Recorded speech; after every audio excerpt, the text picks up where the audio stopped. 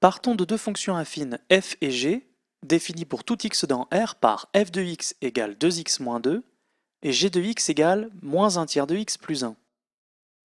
Nous voulons ici voir comment dresser le tableau de signes de chacune de ces deux fonctions.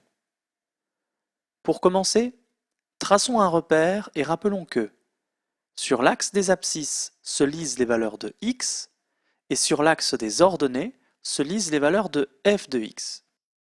Rappelons plus spécifiquement que les valeurs de f de x se trouvant en dessous de l'axe des abscisses correspondent aux valeurs de f de x négatives, c'est-à-dire celles qui s'écriraient avec un signe moins, et que celles qui sont situées au-dessus de l'axe des abscisses correspondent aux valeurs de f de x positives, c'est-à-dire celles qui s'écriraient avec un signe plus. Dressons d'abord le tableau de signes de la fonction f par lecture graphique. Pour commencer, quand x vaut moins 2,5, on peut voir que f de x est négatif. Quand on augmente lentement la valeur de x, on voit que la valeur de f de x, elle aussi, augmente, mais qu'elle reste négative. Elle reste en fait négative jusqu'à ce que x vaille précisément 1, et dans ce cas, f de x vaut exactement 0. Quand x devient ensuite plus grand que 1, f de x devient plus grand que 0, et donc positif.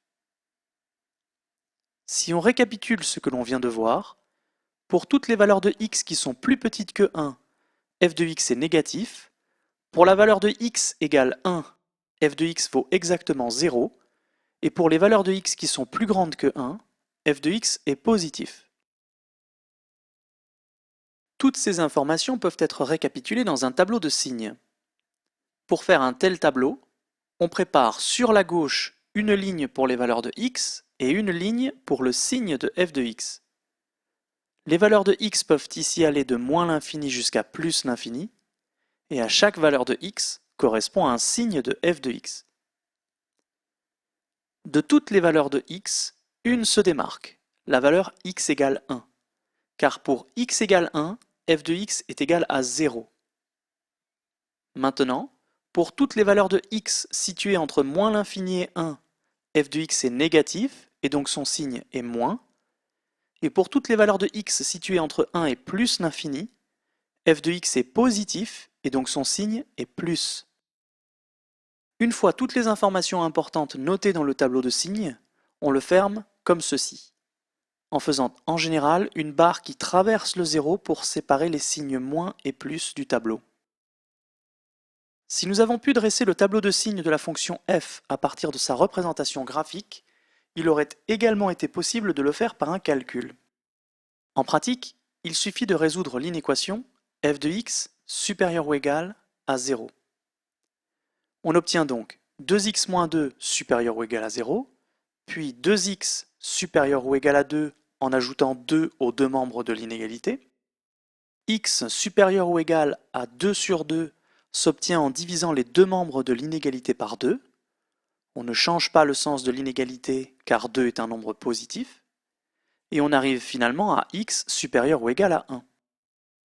Ce calcul permet donc simplement de relier le fait que f de x a un signe plus quand la valeur de x est plus grande que 1. Ce calcul est donc directement cohérent avec le fait que le tableau a un signe plus à cet endroit. Maintenant, si nous avions résolu f de x égale 0 au lieu de f de x supérieur ou égal à 0, nous aurions trouvé que f de x égale 0 pour x égale 1. Donc notre calcul permet également de retrouver que c'est pour la valeur x égale 1 que f de x égale 0. Enfin, pour les x qui restent, f de x n'est donc ni positif ni égal à 0, donc forcément f de x est négatif, et donc le tableau doit avoir ici un signe moins. Les calculs sont donc cohérents avec la lecture graphique.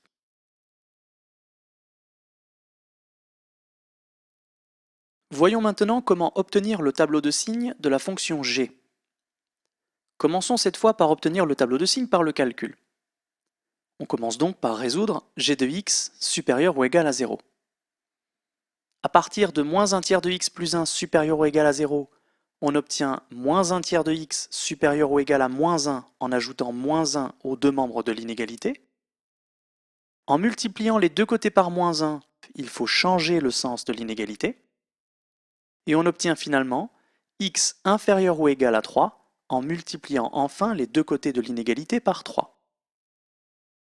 Ce calcul nous permet donc de relier le signe plus de g de x aux valeurs de x qui sont plus petites que 3.